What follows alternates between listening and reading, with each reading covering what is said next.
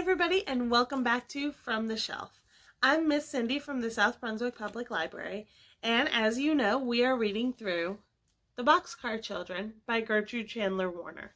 Today's chapter, Chapter 7, is called A Big Meal from Little Onions. The next morning, Jessie and Henry talked about the queer noise. They did not tell Violet and Benny. "What do you think it was?" asked Jessie. "Do you think it was a rabbit?" "I don't know," said Henry, "but I think someone was in the woods. I'm glad we weren't hurt, but someone must have stepped on a stick and made it crack." "What should we do?" asked Jessie. "Nothing," said Henry.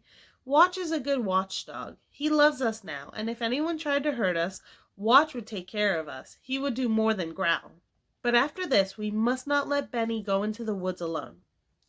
"I'll keep Benny and Violet with me all the time," said Jessie. "Good," said Henry, "and keep Watch with you all the time, too." "Good morning, Benny. Time to get up. Today you must build something for me out of stones." "What is it?" asked Benny eagerly. "I'm not going to tell you," said Henry, laughing. "You build it just as Jessie tells you, and you will see." Henry was so eager to begin work that he ran all the way to town. The doctor came to the door and smilingly looked him over from head to foot.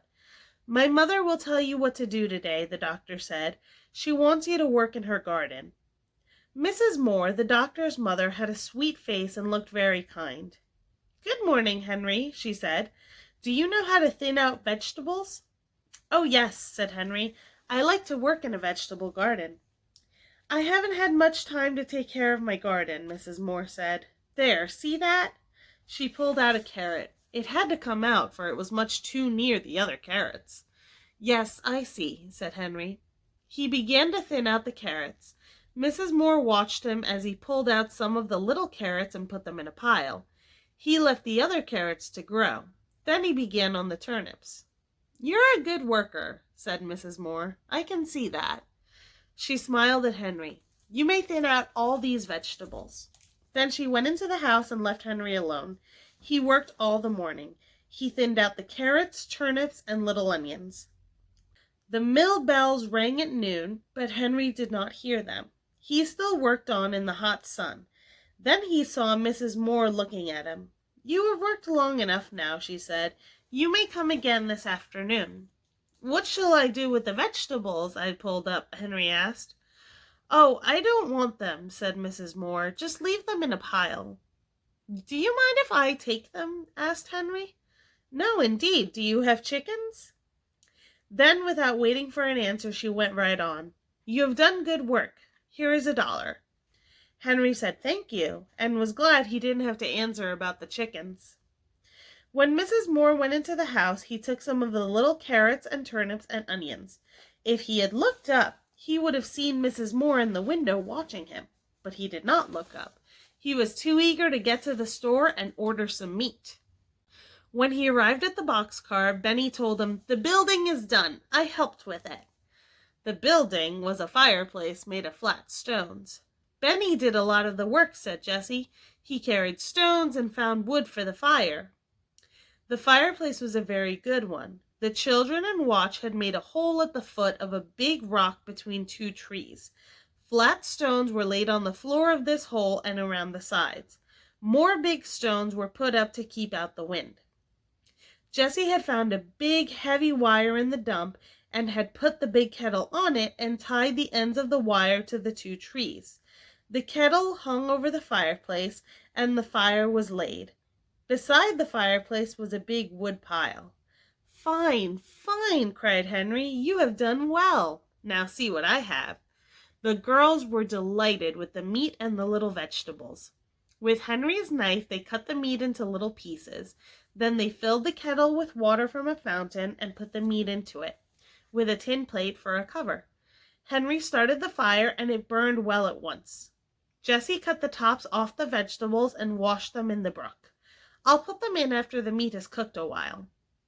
Soon the water began to boil, and the stew began to smell good. Watch sat down and looked at it. He sniffed hungrily at it, and barked and barked. The children sat around the fireplace eating bread and milk. Now and then Jessie stirred the stew with a big spoon. It will make a good meal, said Henry. Keep it boiling and do not leave it. When I come home tonight, I'll bring you some salt. And whatever you do, don't get on fire. Violet pointed to the pitcher and the teapot that she had filled with water. That's to put on Benny or watch if he should get on fire, she said. Henry laughed and went happily on his way. He wished he could stay and smell the stew boiling, but he thought he ought to work, so he went back to Dr. Moore's house. He was very happy when Dr. Moore said, "Do you want to clean up this garage?" The garage was not in very good order. Dr. Moore laughed when he saw Henry look around for a broom. "I must go out now," said Dr. Moore. "You just clean this place up." Henry began at once. First, he opened all the boxes. On the biggest box, he painted the word tools with a long-handled brush and a can of paint he had found. On another box, he painted nails. Then he picked over the things and put the tools in the toolbox and the nails in the nail box. This was fun for Henry because he liked to get things in order. Henry found a lot of nails that were bent and covered with rust. He put them in his pocket. "I'll ask the doctor for these bent nails," he said to himself. "They are no good to him, but they are fine for me. I can use every old nail I get." Then he washed the floor and washed his paintbrush. When Dr. Moore came home, he found Henry putting brushes, paint cans, and other things on the shelf. My, he cried. He looked at the garage and laughed and laughed. He laughed until his mother came out to see what he was laughing at. "Look, Mother, look at all those tools. Look at the shelf. Look at my hammers. 1, 2, 3, 4 hammers. Your hammer, my hammer, and 2 other hammers. They were all lost." "Could you use a hammer, Henry?" "Yes, indeed I can," cried Henry. "Oh, take one," said Dr. Moore. "You found them all." "Oh, thank you," said Henry. He showed the doctor the bent nails and was told that he could have those too. He could hardly wait now to start home because he was so eager to show Benny and his sisters his new hammer and nails. "Tomorrow will be Sunday," said Dr. Moore. "Will you come again the next day?" "Oh, yes," replied Henry, who had lost all track of the days. "The cherries must be picked," said the doctor. He looked at Henry in a queer way. "We could use any number of cherry pickers if they were all as careful as you." "Could you?" asked Henry eagerly. "Well, I'll come." So the 3 said goodbye, and Henry started for home. He had another $1, a pocket full of old nails, a hammer, and the pile of vegetables that he had left at noon. On the way home, he bought some salt. When he arrived at the boxcar, he began to smell a delicious smell. "Onions!" he shouted, running up to the kettle. "I do like the smell of onions." "I like the turnips best," said Violet. Jessie took off the cover carefully and stirred in the salt, and Henry sniffed the brown stew. It was boiling and boiling. "A ladle, of all things!" cried Henry. "Where did you get it?" "I found a tin cup in the dump," said Jessie. "We used a long stick for a handle and tied it to the cup with a piece of wire. It makes a fine ladle." She ladled out the stew into plates and bowls and put a spoon in each one. Oh, I am so hungry. I must eat my supper," said Benny. The meat was well cooked and the vegetables were delicious. Violet passed her plate for more turnips. "I'd like some more onions," said Henry. All the children ate until they could eat no more. "That was the best meal I ever ate," said Jessie. "Me too," said Violet. "I have time tonight to make Benny's cart," remarked Henry. "We'll want a cart." "Will you make it with my wheels?" asked Benny. "Yes, with your wheels," answered Henry. "But you must cart stones in it when I get done."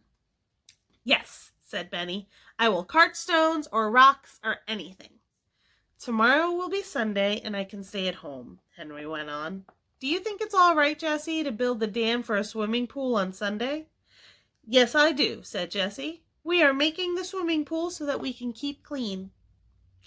Henry began happily to hammer out the bent nails with his new hammer. Soon he had some good nails.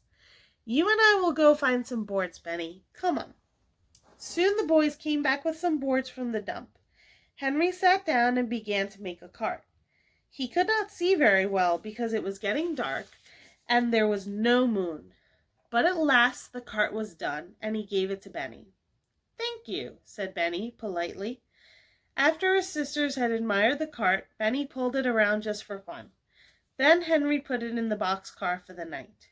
Henry said to Jessie, "I hope we do not hear that queer noise tonight." "I hope not, too," said Jessie. Then she laughed. "Look at Benny. He has gone to sleep with his hand on his cart." Henry laughed too, but he laughed at himself because he was going to sleep with his new hammer under his pillow. All right, that was the end of chapter 7 of the Boxcar Children, but I will see you guys next time on From the Shelf for chapter 8. Goodbye.